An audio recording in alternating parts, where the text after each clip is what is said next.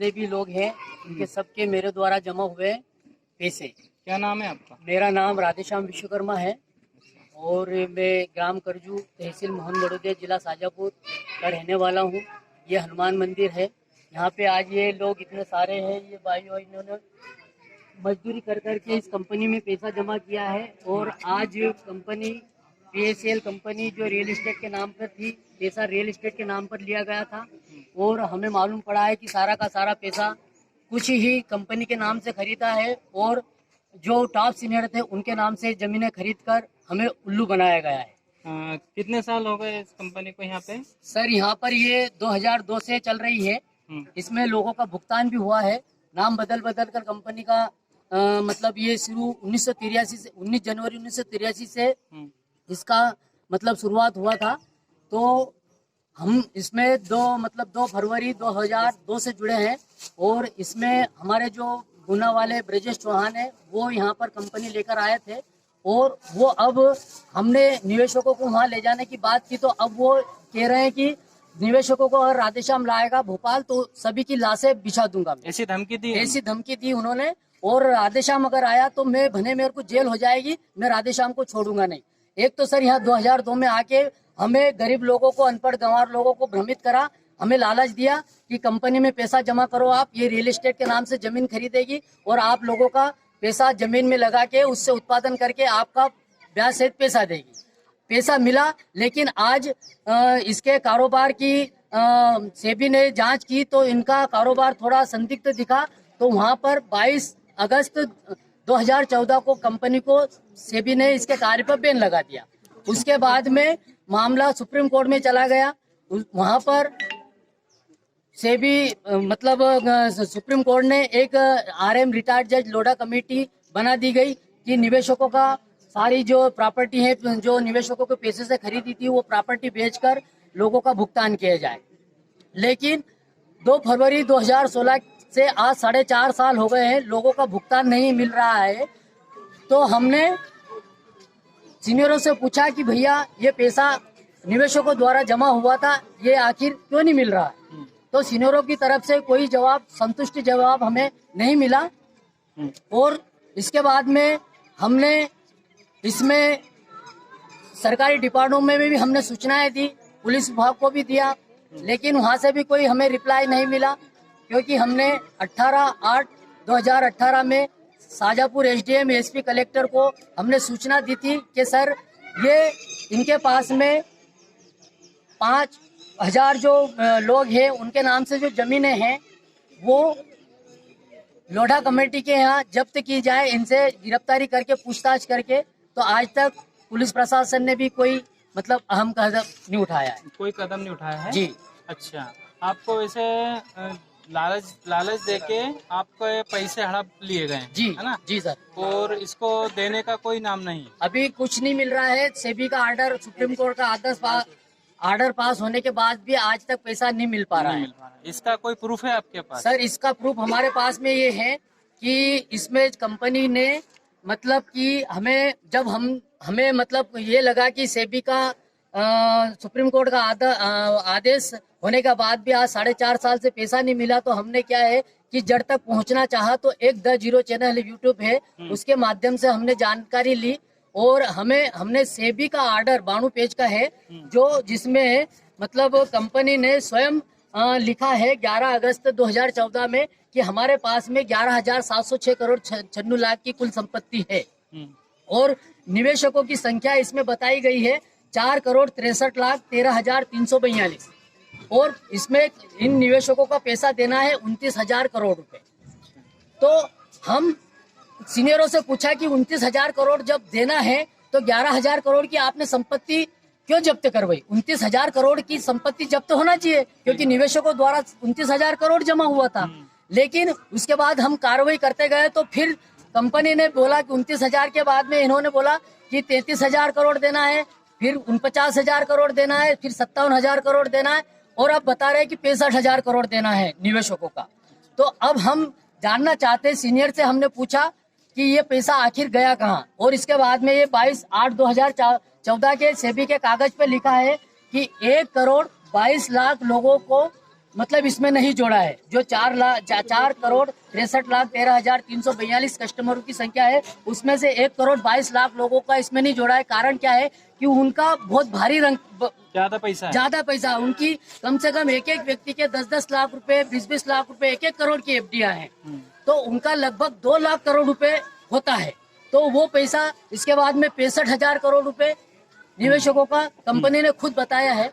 इसके बाद में यूट्यूब के माध्यम से जब कंपनी पर बैन लगा था, उस समय पे 21 अगस्त 2014 और 22 अगस्त 2014 में कंपनी ने मतलब एक मेगा वीकली स्कीम निकाली थी। उसके माध्यम से सारी 400 ब्रांच थी भारत में, उसमें 15,000 करोड़ रुपए का कलेक्शन किया गया था।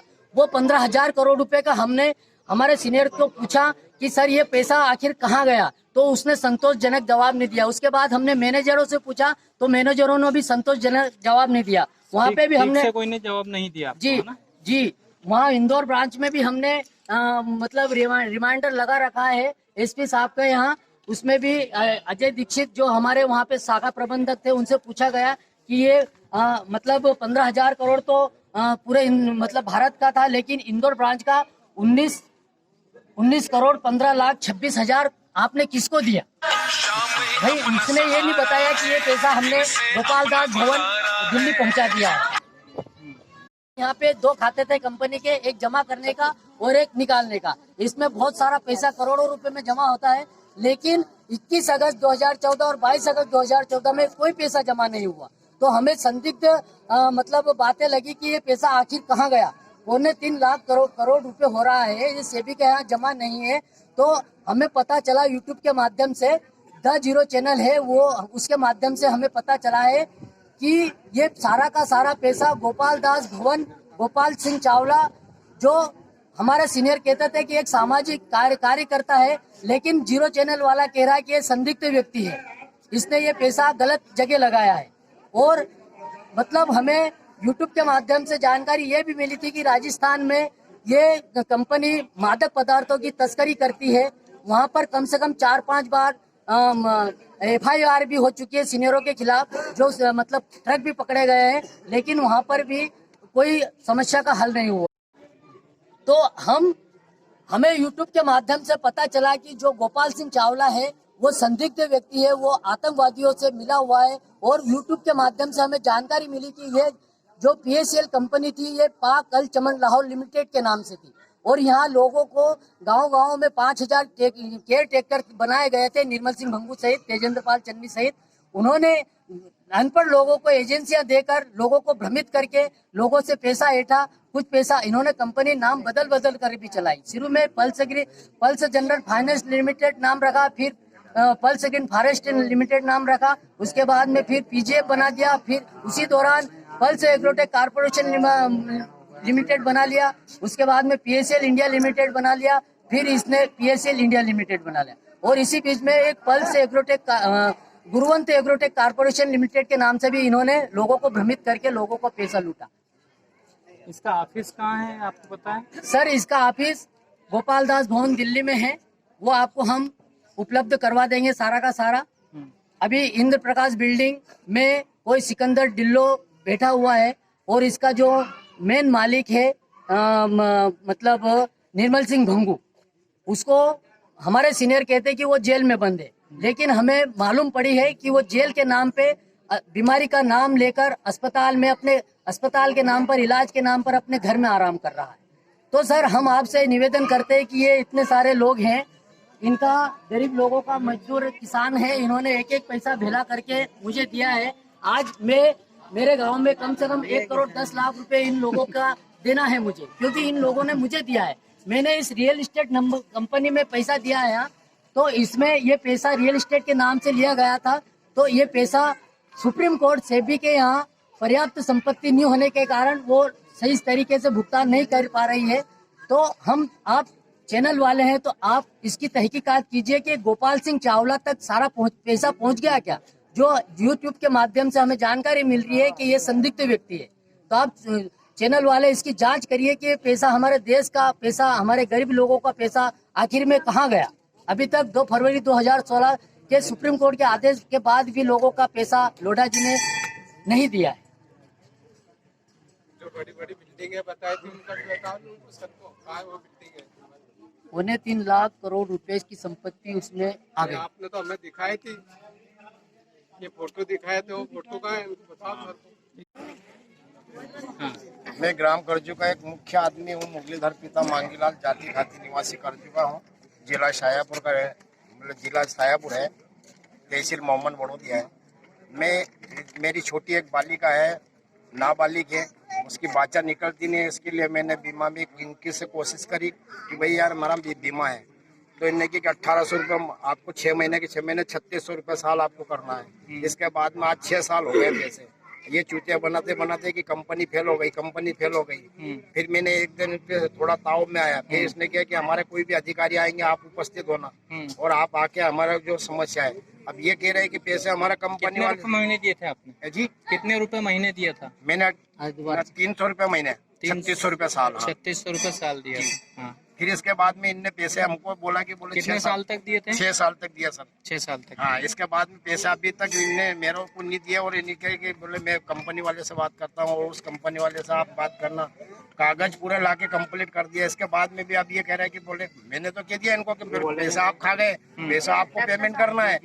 मैं हम कंपनी वाले को नहीं जानते, पैसा आपको देना है। आप हमारे घर 10-12 आए और हमको समझाइश दी आपको ये से या आपको सहायता मिल जाएगी। इसके बाद में कोई शांता सर मेरा वही नाबालिग बच्ची है और उसी के पैसे है और पैसे ने राधे श्याम जी को देना है। और कोई कई नाम था मनोरमा साहब? मनोरमा। कौन सा गाँव का? नाम बताओ हाँ, 1,500 तक जमा किया। अच्छा मैंने सर सुना ही नहीं है कि मैंने